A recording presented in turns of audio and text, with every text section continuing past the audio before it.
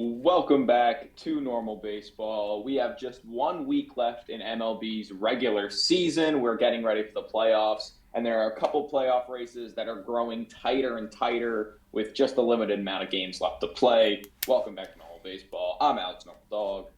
That's Lewis. And 1 week left, Lewis. It feels like just yesterday we were sitting here talking about the season just began, 1 week into the season. And Yeah. now we are saying there is just 1 week left. So it has been a fun season all around, obviously, but we are far from done. This last week is going to feel like a month, probably, with all these wild card races and division races that we are about to talk about. So, how you feeling heading into the last week? I mean, it has been nothing short of an amazing season so far. We've seen guys, threatening to break history that we thought we would never see. And I mean, I feel like I've been saying that every week now, but this is it. This is crunch time. Every day it gets closer and closer to who's getting that last wild card spot. Oh, who's getting into the playoffs? Who's not going to be in the playoffs? We don't know. So let's talk about it. Let's see how we're both feeling, and hopefully you, who's watching this or listening to this right now, will let us know on social media or in the comment section below. Yeah, I mean, let's do it. So, where should we start? Because honestly, there are three very tight playoff races right now going on. I guess four, technically. I think we should get started with the American League West because I think that one is the most potentially crazy one of them all, just based on schedule for these teams. So, currently, the American League West. Granted, we will preface by saying that we are recording this before Monday night. So the Rangers, Astros, and Mariners have not played yet on Monday. So this could be slightly different heading into Tuesday when this is uploaded. But as of right now, the Rangers are atop the AL West. They are up on the Astros by 2.5 games because the Astros got swept by the Royals this weekend. You The you could worst not team in make that up. baseball. Could not make that No, up. worst team in baseball. They get swept at home. I believe it was the Astros have played 9 games against the Athletics and the Royals in September. So two worst teams in baseball, and they went 2-7 in those 9 games. So they've just kind of not played well against bad teams, which is not what you want to do, especially when you're in the division race and a wild card race this tight. But the Rangers are up 2.5 games on the Astros and up 3 games on the Mariners. So with just 6 games left to play, each one of these teams are playing 6 more games. Obviously, like I just said, we don't know what happened on Monday yet. So, given the Rangers beat the Angels, which they probably will, the Astros and Mariners play a series this week um, in Seattle. It's going to be an extremely competitive series because of the playoff implications we have going on. Um, and depending on what happens this series, we could say that the 2022 um, World Series champions won't be in the playoffs this season Yeah, because if the Mariners can sweep at home, that would probably take the Astros out of the picture because the Blue Jays, I think the Blue Jays have almost secured themselves a spot in the wild card at this point. They're up 2 games on the wild card. yeah. I am interested to see how this wild card pans out. More importantly, how the division pans out, I should say. With all the teams being so, like, yes, in terms of if you're in July and you want to say, oh, let's throw into the All Star break as the top of the AL West, that's one thing. But now all these teams are boiling down. We're a week left in the season, and not only are these teams so close, they all play each other. They get to kill each other towards the end of the year, which is going to be electric. It's going to be a lot of fun to watch. All these games are going to have playoff atmosphere. And I think I can speak for both of us when I say when we were in Seattle, random game, the game after the All-Star break, that crowd was amazing. I can only imagine how loud, how energetic that crowd is going to be for this series against the Astros, where the Mariners, they got to swing up, they got to punch, they got to get in there. Well, yeah, because we didn't even mention the fact that the Mariners are also coming off a sweep. They got swept by the Rangers this weekend, Yeah, which was ruined past their weekend, which playoff is chances. they're Well, still half a game implications. out of the Excuse wild me. card right now. They're Yeah. still half a game out of the wild. It's more of it didn't ruin the Mariners' chance at the playoffs, but it's the reason why the Rangers are probably not. I'm not even going to say probably going to win the AL West, but I'll say it's the reason why the Rangers are leading the AL West going into this last week. Hmm. So both the Mariners and Astros are coming off sweeps or getting swept, and they're both looking to get wins, and it's going to be really fun. And if you look ahead to the series after this, depending on how it goes, the Rangers and the Mariners play each other for the final 3 games of the season. So depending on what the Rangers do, we'll probably make an episode before that happens. So we'll talk about it more then. But depending on what happens in this week's series, that Rangers Mariners series could be an Division. insane one. It An could be for insane the one. division. Division, yeah, could be for the division because I think it. If one team sweeps this Astros Mariners series, the other team's not making the playoffs Oh yeah, I think right because now it's more of the like, and this will definitely come back to bite me in the ass if I say this, but I think the Mariners have a better shot right now than the Astros of moving up a spot. Call me crazy so for do that, I. They're at but home. They're at home. yeah, that home field advantage, I feel like in most sports for most teams it doesn't mean anything. You're still going to play the same game in the same field with the same players. For the Mariners, oh my god, after watching their games on TV for so many years, seeing a bunch of different teams go out there and then experiencing it in person, I now understand truly how important that 10th man is in the field. And for the Seattle Mariners, that 10th man, obviously being the crowd, is electric. It's like nothing else I've ever seen in baseball.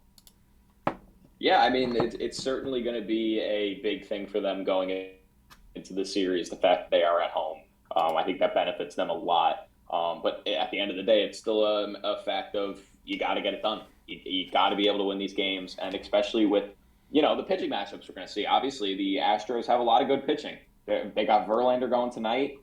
They have, I believe, Christian Javier going tomorrow, and then on Wednesday they have Framber Valdez.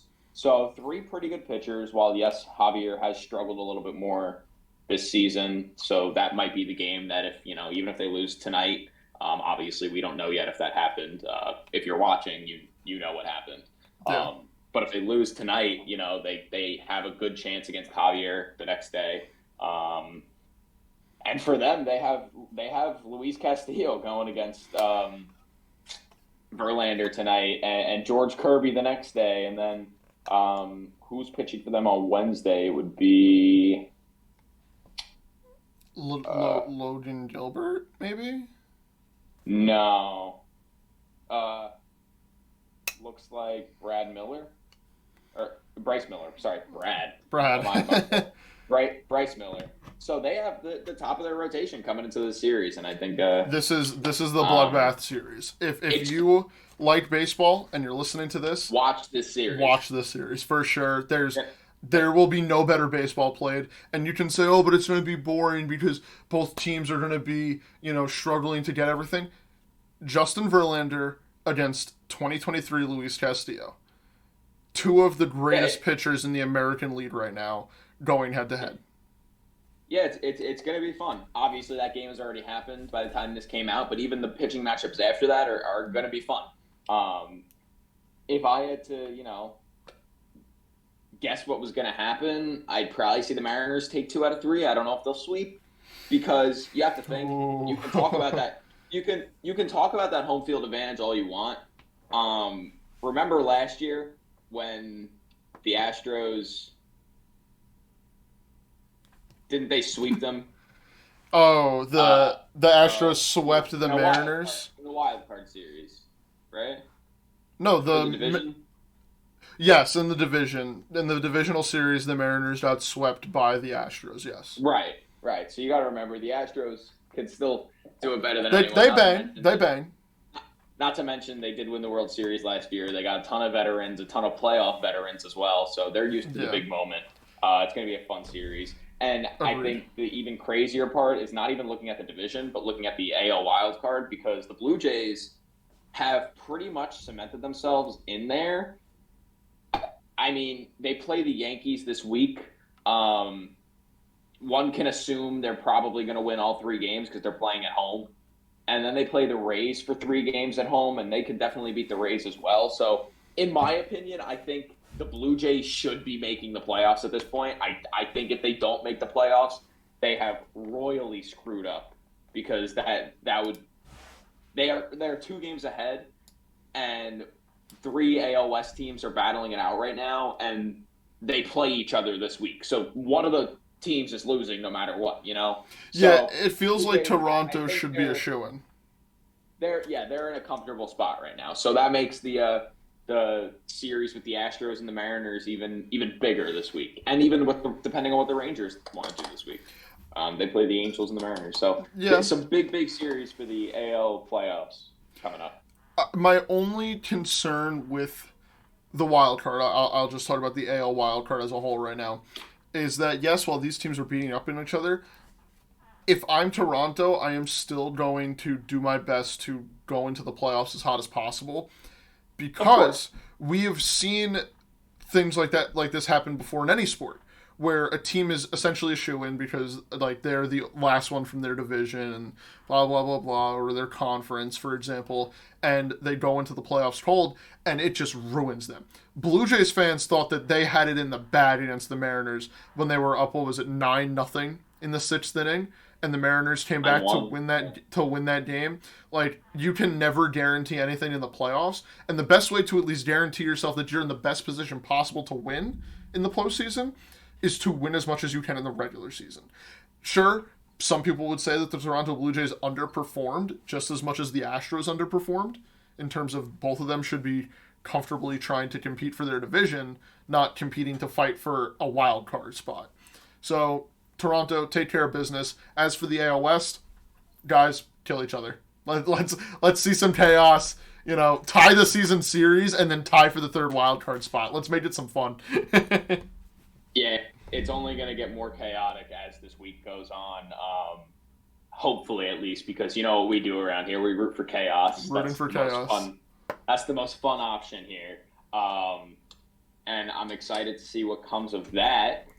And like I said with the Blue Jays, I was trying to kind of convey the same thing. I think they should be winning these games, these next three against the Yankees. They probably realistically should win all three at home because of how the Yankees have played this season. But even if they win two, I think they'll be in a good spot. And then against the Rays, you know, it's kind of we'll see what Take one. happens. We'll see what Take one. well, it's more of a we'll see what happened with the other teams because if by that point they're up in the wild card comfortably and or maybe you know one of the Mariners or the Astros fell down further, then they'll be fine regardless. But we'll see what happens there. I think if you look at the Blue Jays division, there is a fun race going on there right now Yeah. for who will win the division between the Rays and the Orioles. Obviously, the Orioles are leading the AL East right now with 97 wins. If they got to 100 wins this season, oh my God, that would be insane.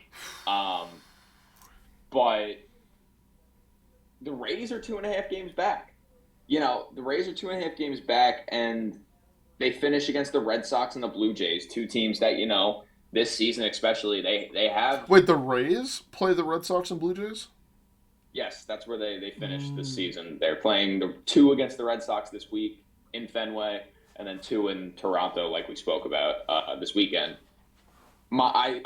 I want to say the Orioles will probably win this division. I can almost guarantee it because you know it's not like the Rays are half a game back. The Rays are 2.5 games back, and the Orioles finish with the Nationals and the Red Sox, two teams that they will probably beat up on. So I think this division is the Orioles to lose, but it is notable that the Rays are still 2.5 games back. So I guess you know anything can happen, as we like to say. Yeah, But and I think the Orioles kind of have it.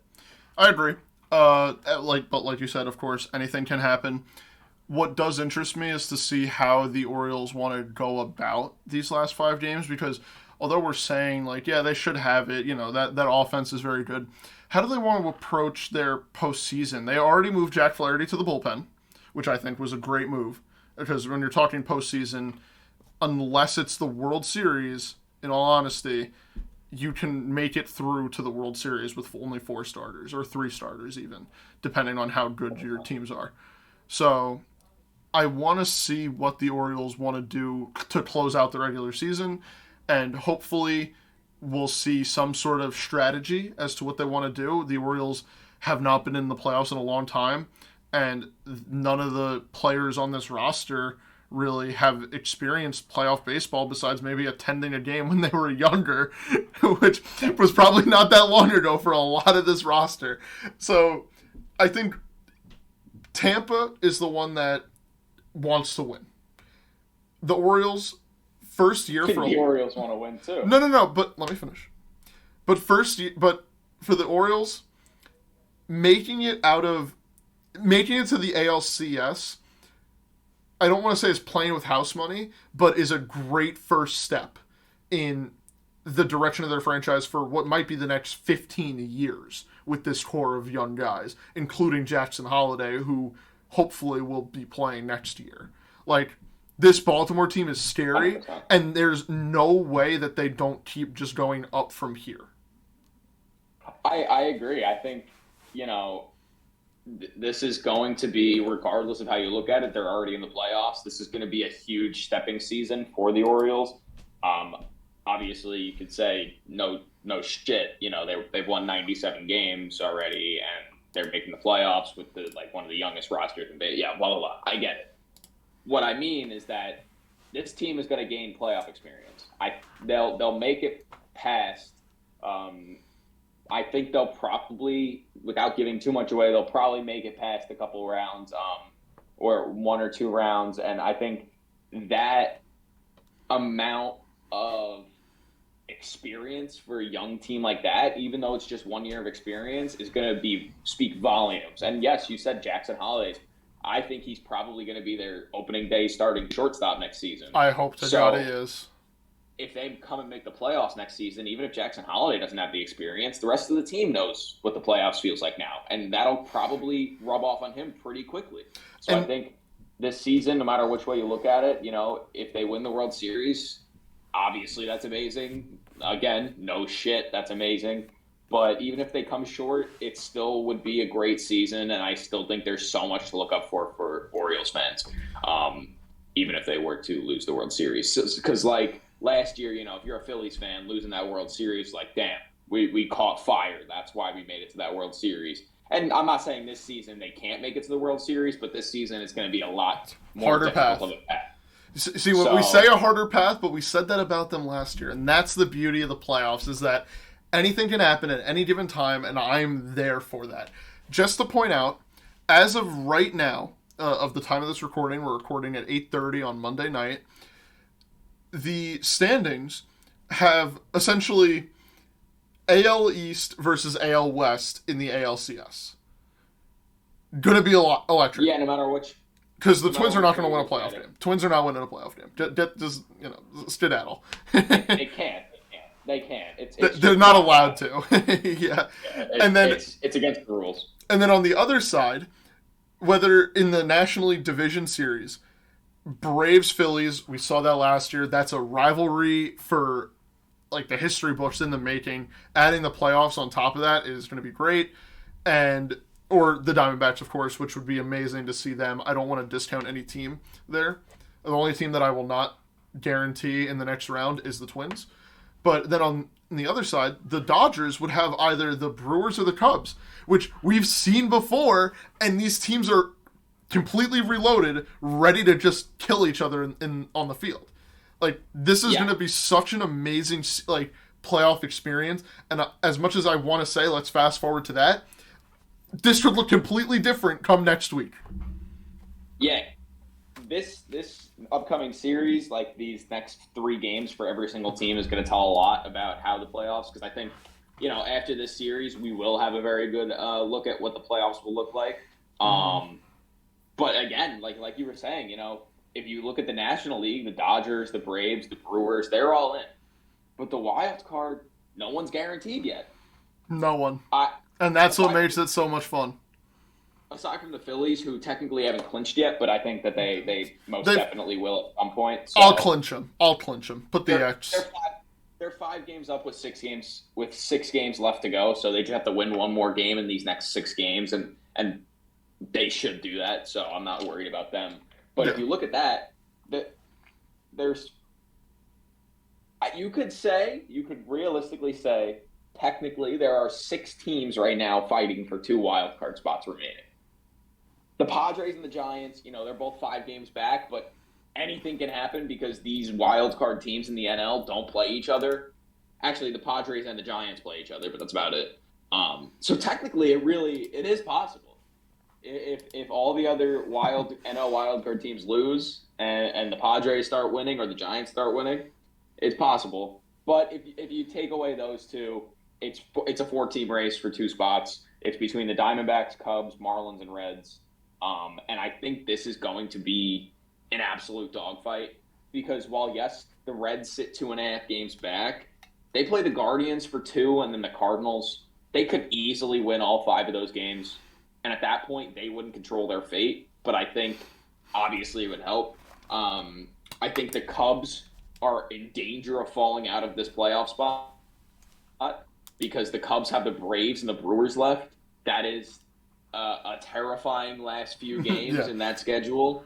So if I'm a Cubs fan, I'm a little scared because you look at the Marlins have the Mets and the Pirates left. It's like those aren't very daunting teams right now.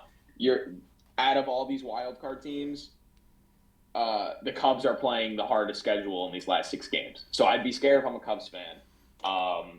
Well, there What do is you think something about the to NL be. wild card right now? What do you think?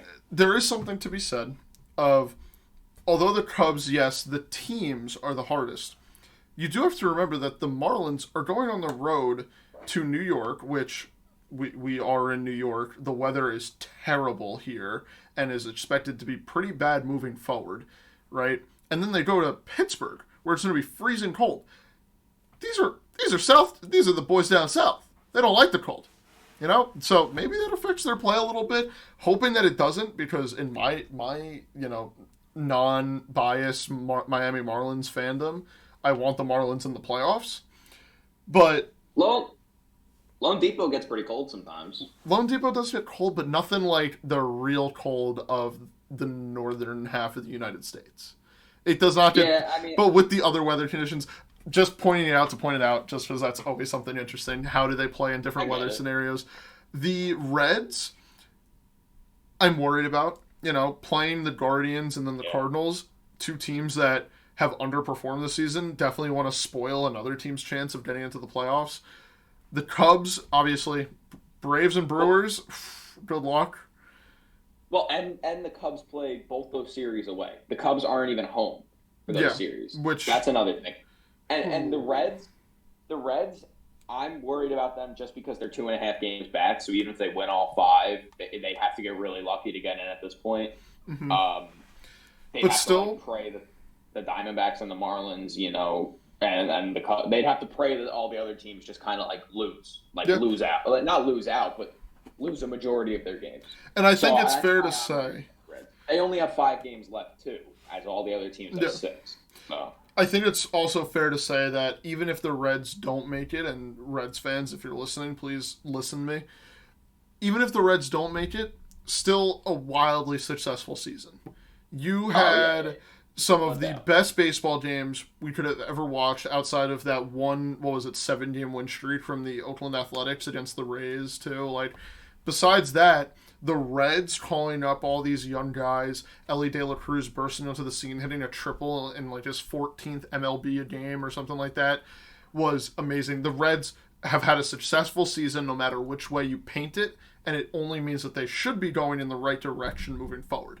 So I'm not too worried about the Reds making it. I'm more worried about the Marlins making it because I think that the Marlins are a more deserving team to be in the postseason than the Cubs, just because of how we've seen the Cubs go up and down all season. I would rather have the Marlins in there for the more interesting competitive matchups, but we'll just have to wait and see. I would too, for a different reason. Obviously, the competitive matchups help me a lot, or help entertainment a lot. Don't help me a lot, but you know what I mean. Yeah. Well, Help they out a help lot. entertain you. But the Reds, like you said, they got this young core now, and they had a wildly successful season. And you can only imagine how much more success they will have when Ellie De La Cruz progresses next season and gets better. And the same thing with all these rookies that just came up. Will Benson, Novelli Marte, Spencer Steer, T.J. Friedel, Encarnacion Strand. They have so many rookies that can progress next year, and I think next year is realistically what you want to be looking at if you're a Reds fan. Next year we want to be really good. Next year we want to be that World Series contending team, kind of similar to what the Orioles did last year. The Orioles did this exact thing. They made that big push to the playoffs in a season that not everyone thought that they were going to be that good. And then the season after that, look at the Orioles now. They've won 97 games. The thing with the Marlins and why I kind of would rather see them, me personally would rather see them in the wild card, is because the Marlins are not that generational talent team. They're not the we called up this many rookies and we're going to have the same team for the next 6 years at least. The Marlins, they got Jake Berger, they got Josh Bell. They are the classic trade. They got Luis Arias. Well, no, I'm saying before the season. Oh yeah, at the trade deadline. Trade. I'm saying they're the classic trade deadline acquisition team that got guys and wants to win this year. And I think if they don't win this year, there's more to be done with the Marlins this offseason if they want to continue to compete. For the Reds, it's more of, we're keeping our guys. Maybe we'll sign a couple guys, but for the most part, our young core will carry us there. Again, similar to the Orioles. For the Marlins, it's like, now we got to figure this shit out. We got to sign guys. We got to fill the holes that are being lost in free agency, either re-signing guys or getting new guys. So that's kind of my thought process on why I would rather the Marlins get in. And the Marlins are just an entertaining team. There's no other way to put it. Yeah. And this is us being extremely biased right now, by the way. Let's go, Finns. No, I mean, I'm not even trying to be biased. I think that is my real reasoning for rather having the Marlins in than the Reds this season. I'm not saying for next season. I'm not saying for the season. I'm not saying for future. I'm just saying for this season because the Marlins, again, don't have that playoff implication for the next however many years. The Reds have that. They know they're going to be competing next year now, the Reds, because of this season. So the Marlins would have to make changes, and we'll see what happens. Yeah, I agree. As far as the other wild card spot, there still are 2 wild card spots. I think that based on remaining schedule and just games back right now, I think that the most probable, in my opinion, is Marlins Diamondbacks to take those last 2 spots. I don't know if you'd agree. I would agree with you. I do think though the order would be flipped for me. Excuse me. I think I would keep the order the same of that the Diamondbacks would get that second wild card spot in Miami squeaks in. I think that's their best case scenario. Yeah. I wasn't necessarily saying in that order. My apologies. And I only say that because the Marlins having to play the Mets, while the Diamondbacks have to play the White Sox. The Diamondbacks should take a lead here. Get comfortable and try to take a lead because the White Sox are not a good baseball team. Go take advantage of that. But Diamondbacks finish against the Astros. Right, but regardless of whether or not the Astros are still in the playoffs at that point, they're still a really good team. So they're still, even if they sweep, they can get swept by the Astros and be right back where they started. So I have a feeling possibilities. Yeah, I'm hoping the best case scenario for the Diamondbacks is to sweep the White Sox and take what do you want to call it, 1 from the Astros or 2? I don't think that there's scenario. I don't think there's a way where they sweep. No, the realistic scenario is that they should sweep the White Sox, and then I guess best case scenario is sweep, obviously, or take 2 out of 3. But what are the Astros going to look like going into that final week of the season if their season is on the line? What are they going to look like? Because I feel like that's poking the bear. That's the definition of poking the sleeping bear. If you want to test the Astros while they are fighting for their playoff lives, their playoff hopes and dreams when this team we know has underperformed all season. The bare minimum that Dusty Baker and that entire staff wants to do is get into the postseason because anything's possible after that. That's the sleeping bear, and if I'm the Diamondbacks, I'm terrified of that, which I think I am right now. That series with the Astros.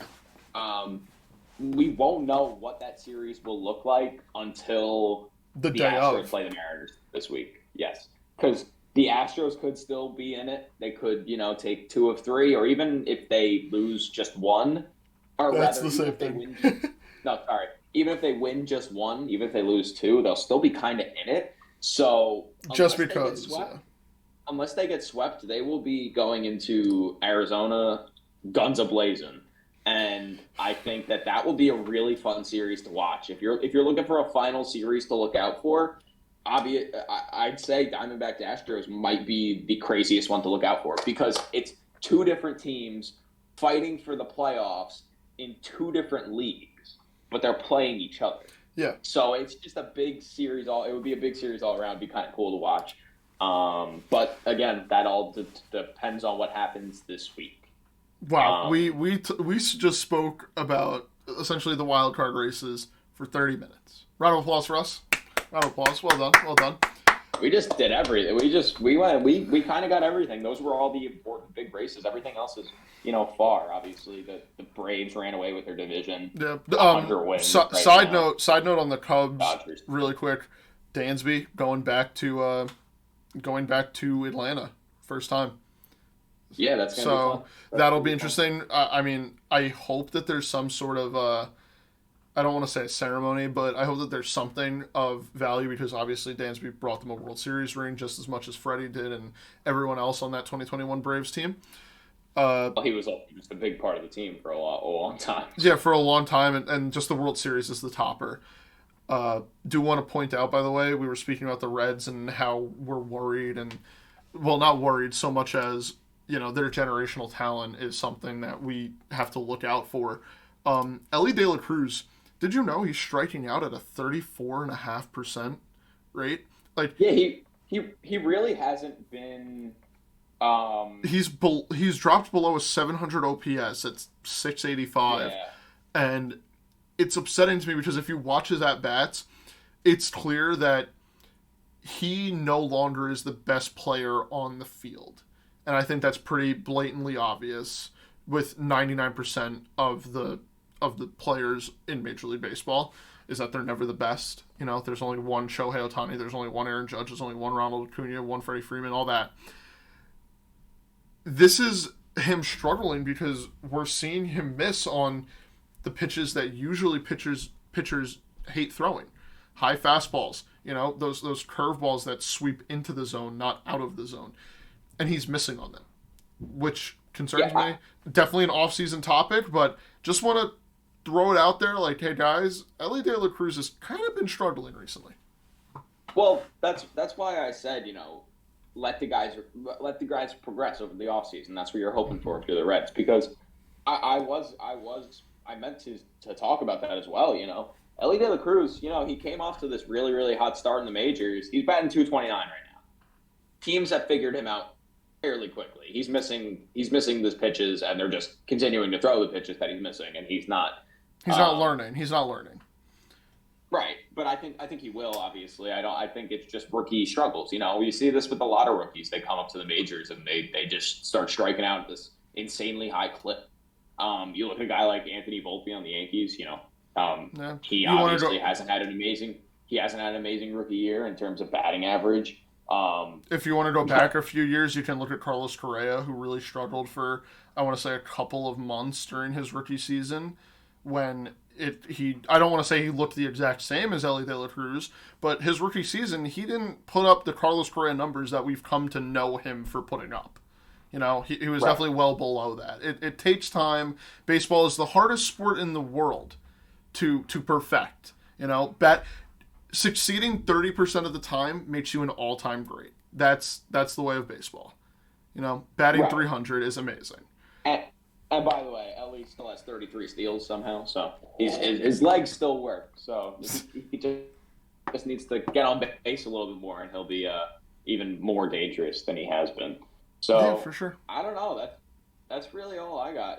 If we're talking about more like players to watch or teams to watch, you talked about Jack Flaherty joining the bullpen. I think that's a great move for the Mhm. Orioles. Obviously, not really what you prefer from a guy you picked up at the trade deadline, but like, was he good before that? Not incredibly good. I think So it's a great move because of who Jack Flaherty is, and we've over the years of him being in the big leagues, we've come to know him as a power pitcher. And we say it time and time again. I believe we say it on this podcast. We say it to each other. Guys who throw 100 miles an hour are not sustainable long term over the course of a massive season. Look at Shohei Ohtani, right? Look at what happened to him. His arm is falling off of his body because of how hard he throws. Jacob deGrom has had a second Tommy John surgery. Max Scherzer has gotten 2 Tommy John surgeries. Justin Verlander has gotten 2 Tommy John surgeries. These power pitchers, they sacrifice the excellence and the longevity of constantly starting 30 plus games every season for the dominance that they have. And I think if Jack Flaherty's new home is the bullpen for the Orioles in the playoffs, him, Fuji, and whether it be Cano or Bautista, depending on what's going on in that bullpen, is still a very, very good, yeah, still a very, very good bullpen. And I do hope he comes back soon too. yeah, Felix Bautista coming back would be incredibly good for the Orioles going into the playoffs. Another guy in the Orioles who was a starter converted to a reliever, Shintaro Fujinami. I Yeah, think Fuji I love needs to be him. talked about a little bit. I almost want to Um, buy his jersey. Like, he is the most lovable guy in all of baseball. since No offense or buts. Yeah, he went from the worst team in baseball in the Athletics to the best team in the American League in the in the Orioles. And on the Orioles, he's been a reliever. He's got a couple saves. He's finished out a couple games, but he's got a 4.88 ERA, which when you consider he's a reliever compared to That's how he was a okay. starter, That's fine. fine. I'm Yeah. happy with. I will live with that if that means we get more 100-mile-an-hour fucking sinkers out of him. Count me in. Excuse my language, by the way. I'm a big fan of Fuji. I'm a big fan of the Fuji guy. Dude, I What else we got? so badly want a Fujinami jersey. Like, it's insane. He is the most likable guy. I'm rooting for him to be successful after everyone wrote him off because he was on the Athletics and they were trying to start him when I think everyone kind of knew half and half based on his track record from overseas that he couldn't be a starter anymore. You know? So good for Fuji, good for the Orioles. I'm excited. I want to see what goes on. Best case scenario is these teams all have a 4-way tie and they have to play a little tiny bracket. That would be amazing. Okay. Nah. But obviously that can't happen. There's a lot of fun ways this could play out. We'll be coming back to you later this week to talk about it all. And I'm very excited. Yeah, and get ready. Hey, I'd say watch if you're going to watch certain players. Watch Julio Rodriguez this series. At home, and Jose Altuve. I would watch Jose Altuve and Yordan Alvarez. Yordan killed killed the Mariners last year in the playoffs. Killed And Robbie Altuve, Ray. Yeah, and Altuve, just has a nick of big time moments because he's so used to them at this point. More players to look at. I don't know. Maybe the whole Diamondbacks team: Corbin Carroll, Christian Walker, guys who really are not used to the playoffs. Even though even Ketel Marte, they've been in the league for a long time, but aren't used to the playoffs because their team's never been near the playoffs. Kind of see how those guys play in these last couple series. I'm excited to see some clutch moments this week, and that's where I'll leave it. Although, and of course, the last player before we get to exit in here. Although he's not in the lineup today, if Luis Arias is starting any of these last 6 games, watch him. He's a spectacular bat, and if he goes, the Marlins go. So, let's see it.